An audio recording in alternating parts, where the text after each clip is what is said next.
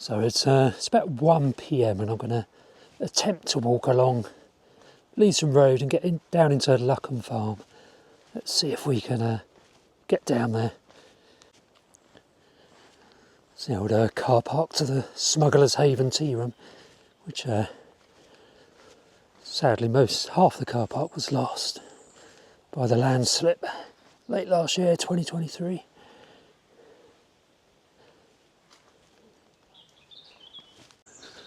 Let's have a quick cheeky look at the landslip from up here. Don't try this at home, by the way.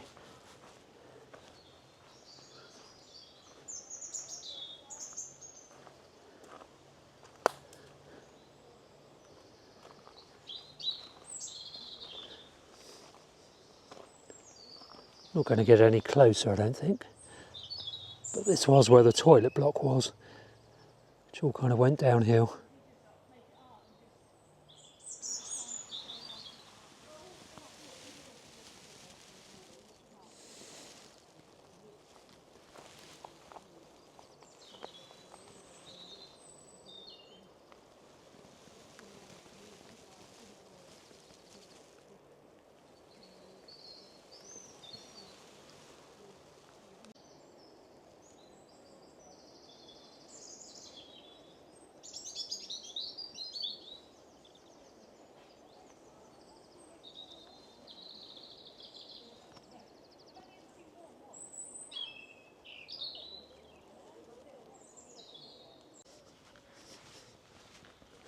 So they say road closure, but people keep going through here, so I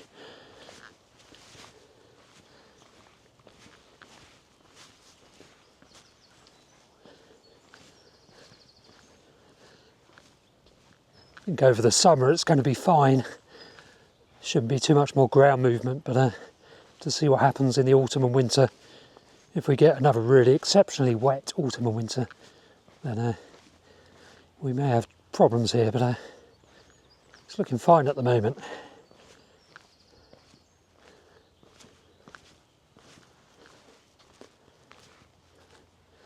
Go down here and have a quick look, because I want to try and get down to Luccombe Farm. I think this is the only route down there. Let's find out.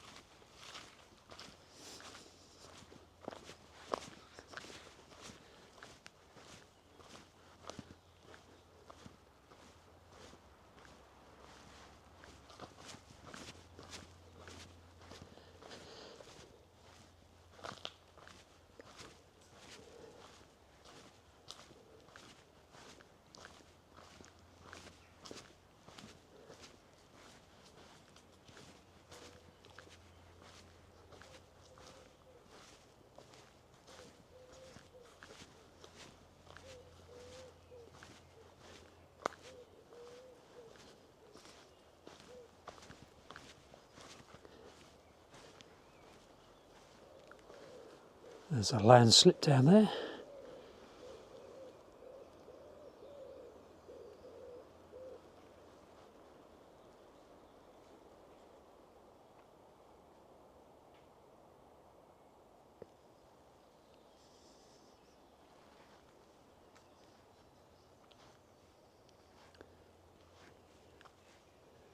So if I go through this way, I should be able to get to Luccombe Farm.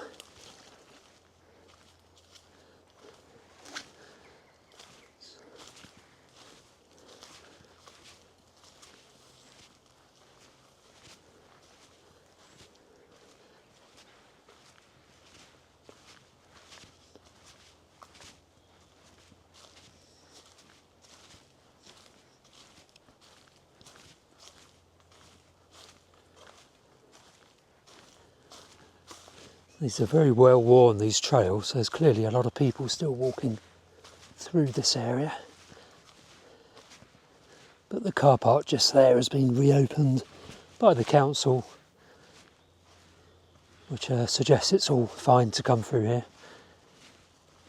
Otherwise I would have kept it closed.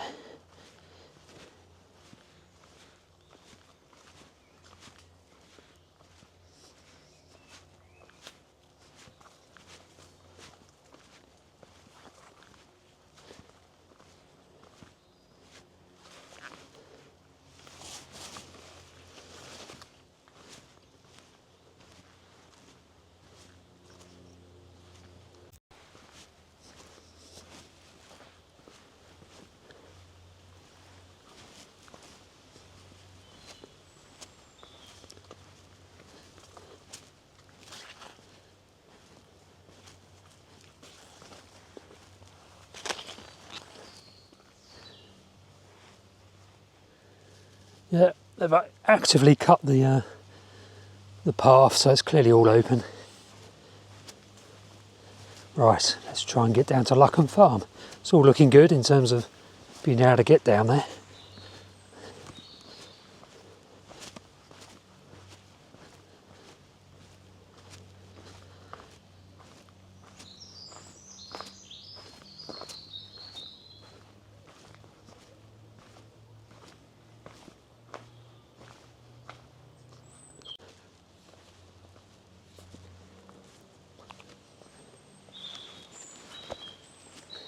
This is Luccombe Farm, just through there, National Trust owned. I'm going to hopefully be able to walk up through there to get to the summit. Let's see how far I get.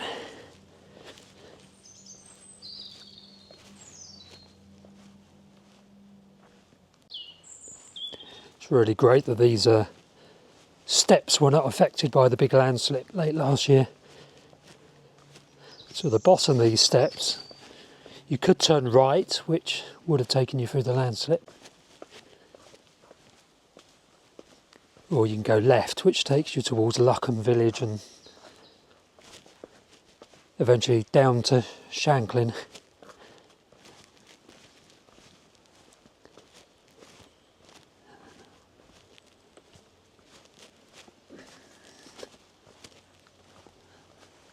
There's Luccombe Farm.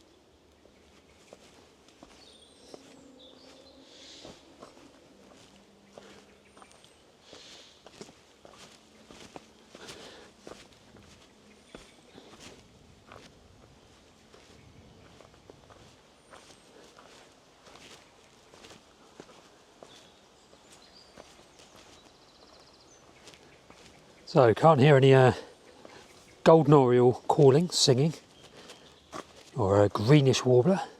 Still good time for those sorts of scarcities to be going through. Still the odd golden oriole in the UK at the moment. One greenish warbler in Essex this morning, I think, if I remember rightly. So you never know.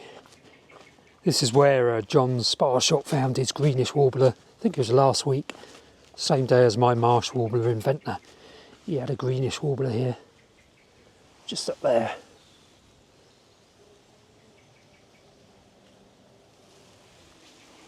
I assume that bird is long gone now. Okay, so we're at the bottom of the steps.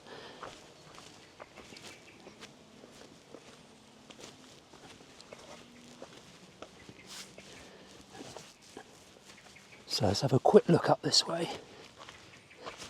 This is where the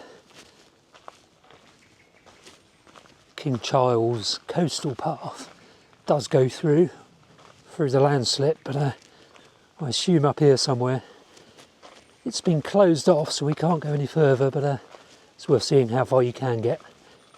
There's a couple of houses up here, I think, so that's why it's still open. But I think where this little driveway finishes, that's where the closure will be, where the coastal path strikes up through the woodland into the landslip. Don't think I'm going to get any further, although you can pretty much guarantee locals have been going up through there.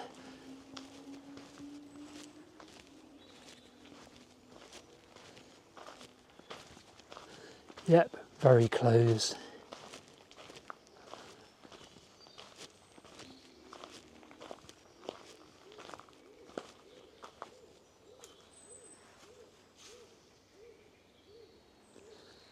So, let's go down to Luccombe Farm, I think.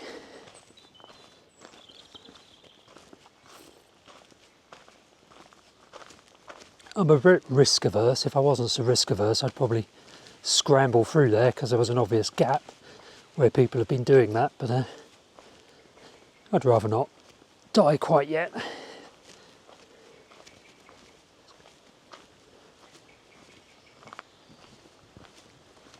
So this morning in Besties and Spinkies, which is the cafe I go to most mornings, I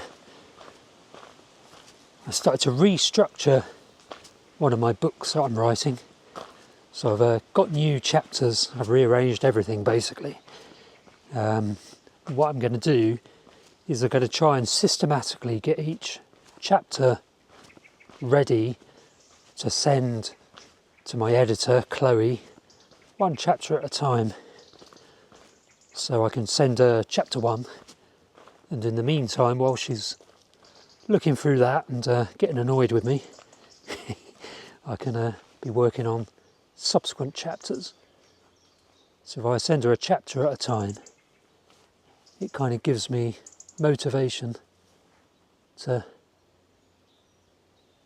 power through and work on the next chapter. So I think the public footpath goes up that way, and there's one that goes down this way. Which way shall I go? Let me check the time. Yeah, so I'm going to walk up through this way, I think.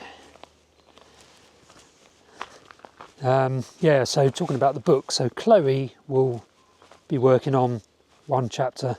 That means I can carry on working on subsequent chapters, and then I'll send her chapter 2, then chapter 3 and chapter 4, rather than sending the whole lot through in one go. Great thing about that is the editing will be done as I go along, as long as I'm comfortable with the structure. Then you know, she's not going to need to do any kind of overall structural edit on that. That's my job. She's just going to do kind of line editing, checking the grammar, spelling, that kind of stuff. God, it's beautiful here. Don't want to look at me.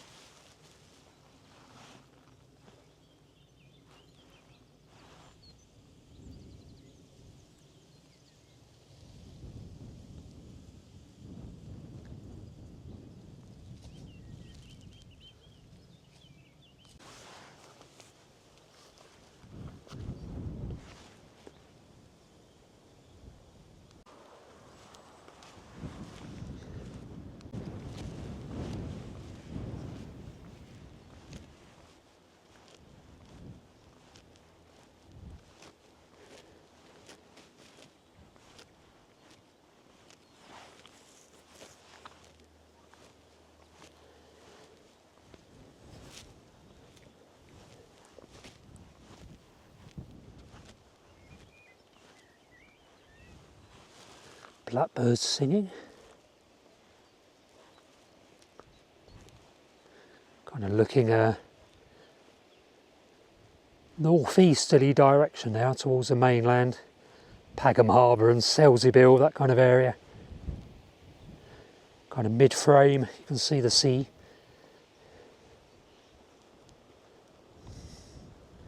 Looking back towards the Landslip and Nansen Hill. Right, just up the top of this track is Leeson Road again.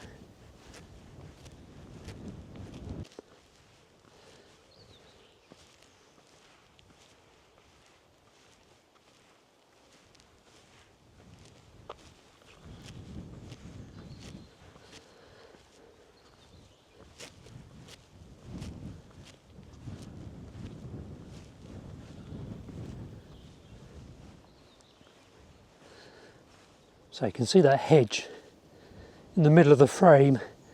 Directly above that is more National Trust land. It's all owned by the National Trust, but that is species rich chalk grassland. And down here closer to us is the previously improved grassland.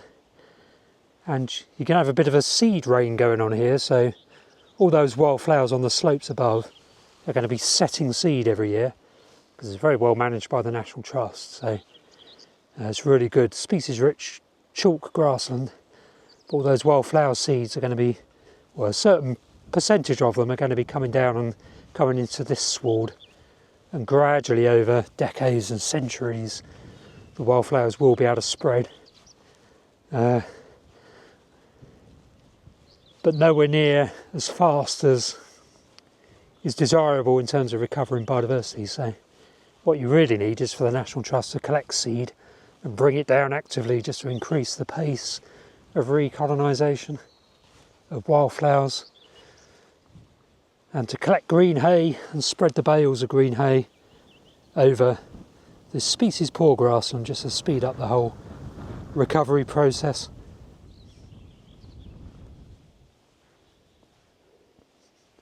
If we're to recover our bumblebee populations, which are in real trouble, you do need that kind of active intervention, because they're not going to do very well in these kind of grasslands with no wildflowers in them, apart from a few buttercups.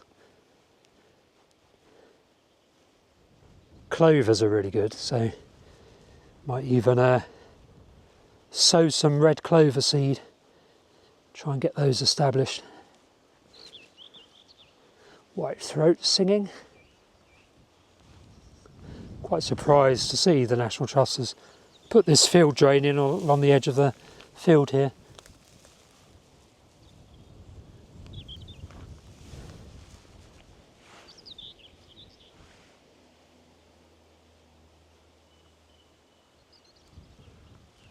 So they've done some really good work, the National Trust, along this wood edge, taken down some ash trees that suffered from ash dieback. You can see the open canopy over there of some more ash trees that have got ash dieback, but they took some down for safety reasons right along the edge of the road, and have created a lovely shrubby edge to this area of woodland. Now if I was a masked shrike, which is a really, really rare shrike, and I'd accidentally hit this part of the Isle of Wight, I'd head straight into this edge. I did masked shrike surveys in Cyprus, and they love these kind of edge habitats. They're quite different to some of the other shrikes in that they love woodland edges. I mean, redback shrikes do as well, but they seem particularly keen, marsh shrikes, on these very shrubby edges to woodland. So if I was a marsh shrike, or if I was a bird trying to find a marsh shrike, I'd look there. I'd never find one in a lifetime, but I'd still look.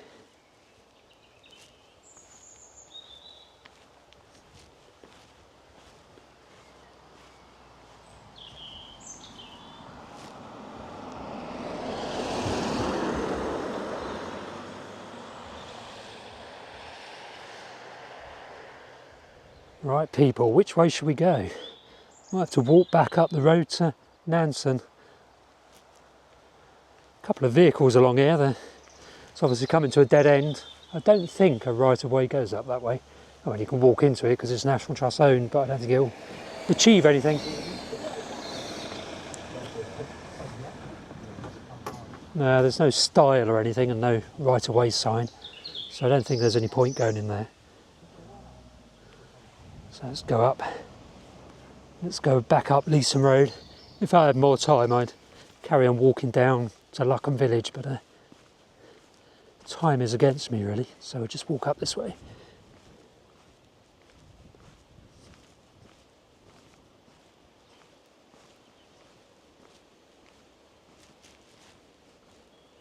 So it's quite interesting in terms of, or interesting to me anyway, in terms of income. So as you know, I'm building multiple streams of income at the moment. One being Google AdSense on my YouTube videos, another one being book writing. And in terms of the two, which do we reckon is the more lucrative, or not lucrative, that's definitely the wrong word, has the better payback in terms of daily income? What do we reckon? Well, so Google, the good thing about Google AdSense is that as long as I upload videos and as long as people watch the videos, adverts are going to be put on those videos and I will get a small trickle every day. So at the moment it's about between £2.50 and £3 a day. It's gone down a little bit, which is fine, but it does mean I get that income on a daily basis. Whereas with books, I can't guarantee that I'm going to sell a book or more each day, and because I've only got a very small number out, I'm earning very little. So if I might sell a book once every 1 or 2 books a week, say, just as a illustrative, which is about right to be honest at the moment, which is as I expected. But if you divide that up, work out how much income per day comes from books, it's a lot lower than it is from compared to the Google AdSense, the adverts that go on my YouTube channels, YouTube videos. So at the moment, YouTube and the ad revenue is my biggest earner. So for a while it was buymeacoffee.com, and that does come in well. So I do get some very generous donations coming through via Buy Me a Coffee, but at the moment that's probably second to Google AdSense. So although Google AdSense is a tiny trickle, about £2.50 to £3 a day, it's my biggest earner in terms of my multiple streams of income and expressed on a daily basis. Now I can't live on probably about £3.50 a day, which is the total income. But give it a year or so, once I got more books out and once I built up the YouTube channel a bit more, hopefully I'll be earning, £10 to £20 a day via those multiple streams, or those two streams of income. And but I'll also have some other things in the works. So I'm currently working on course creation, or researching course creation. So if I get 2 or 3 courses out this year, then that's another stream of income. And then merchandise. So I've created a design to go on mugs, and I might set up a little spread shop store which will have some of my photographs around Ventnor and the Undercliff put on mugs, and then people can buy a mug if they want to. There's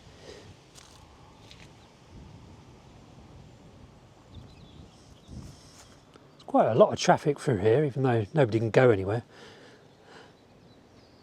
There's another couple of cars coming up now.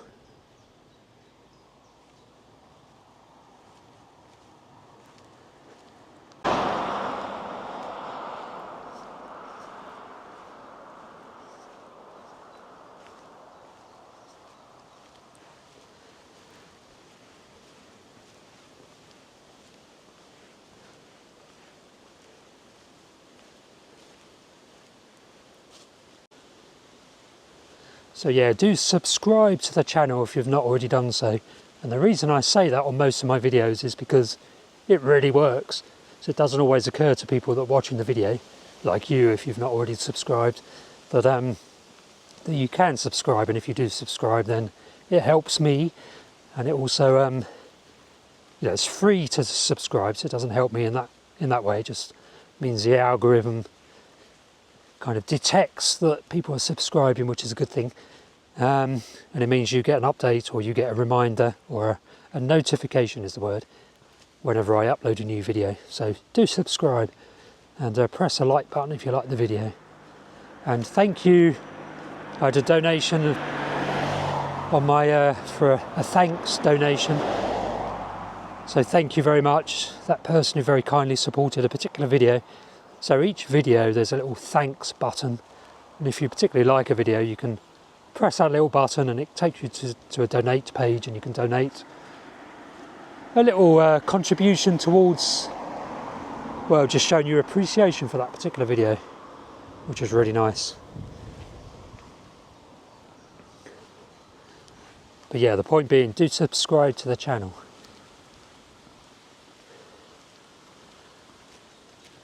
Still breezy, so like last year, this summer is proving to be really blowy.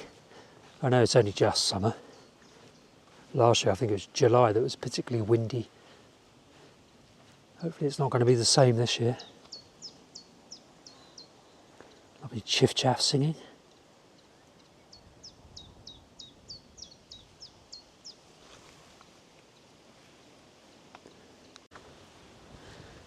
So we are now approaching Nansen Hill.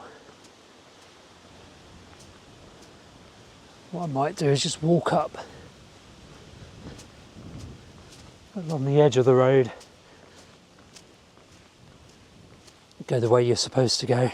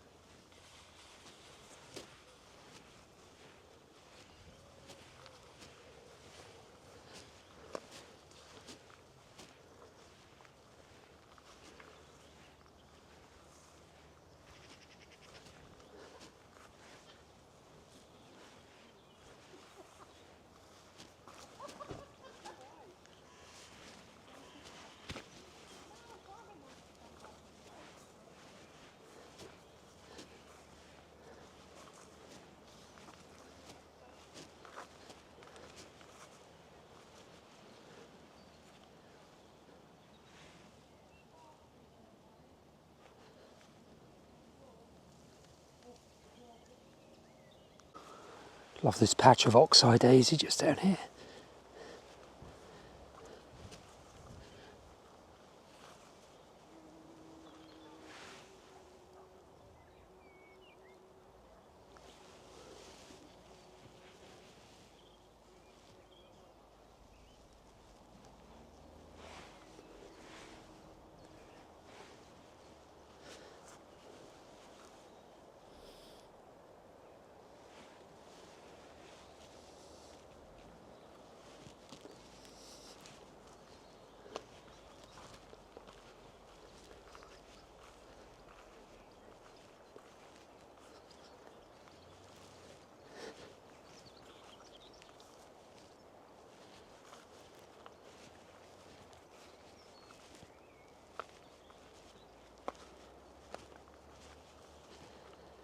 There's the old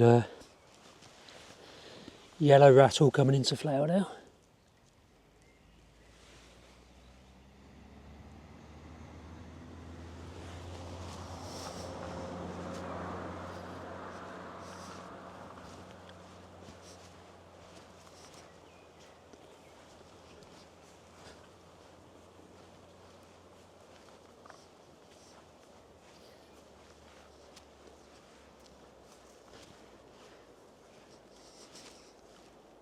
So when we come to the end of this video, I'm going to link to to a playlist with some other walks around the undercliff in the Isle of Wight. So do stay to the end. Just above Leeson Road now. The road itself is just down there, as is the Smuggler's Haven Cafe. Just see its roof.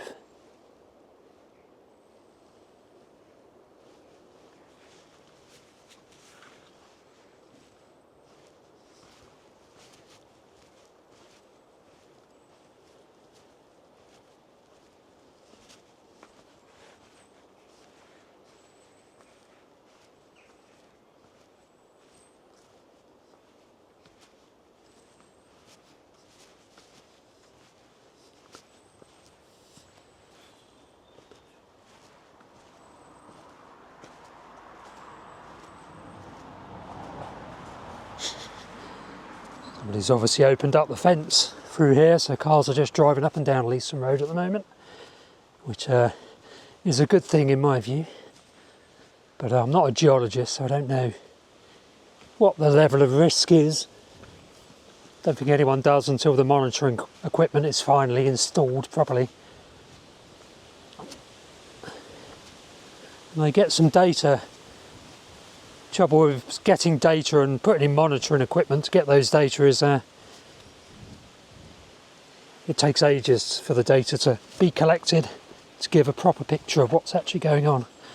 Apparently they're going to sink some boreholes through here to try and work out what's going on a few tens of metres down below the road to see if there's any cavities, any voids below the carriageway, right down underneath the chalk, I assume, where the Lady's Slipper and Galt Clay and Galt Clay Lady's Slipper is. If there are big voids, then that's an issue in terms of the future of the road itself. And I think the reason they're looking into that is because the landslip that occurred here just seemed to collapse downwards rather than rotate on an axis sort of thing. So if it rotated, that would suggest it was just a conventional landslip, whereas if it dropped down and sank, as it appeared to do, then that might suggest there was a big cavity underneath it that obviously couldn't be seen. So a big hole in the geology below the chalk is one of the monitoring posts. Doesn't have any monitoring equipment on it, but it's a post at least. As you can see, there's nothing on there.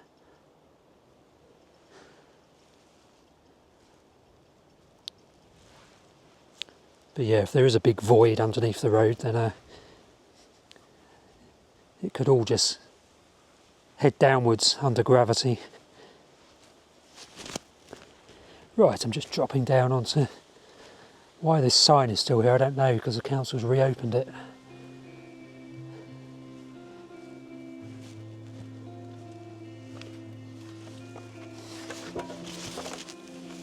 If there's any geologists watching this, let me know what the situation is here and why the council haven't actually opened it. Is my account roughly true?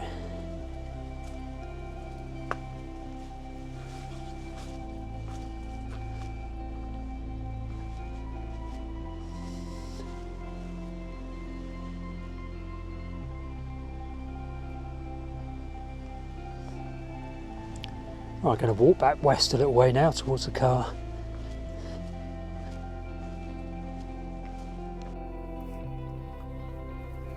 So I hope you're enjoying this video about Ventnor and the Undercliff. If so, then don't forget there are 2 books I've written. One, Birdwatching around Ventnor, creatively named, and the second one is Wildlife Watching around Ventnor. Just short books about the local area that are the subject of this video.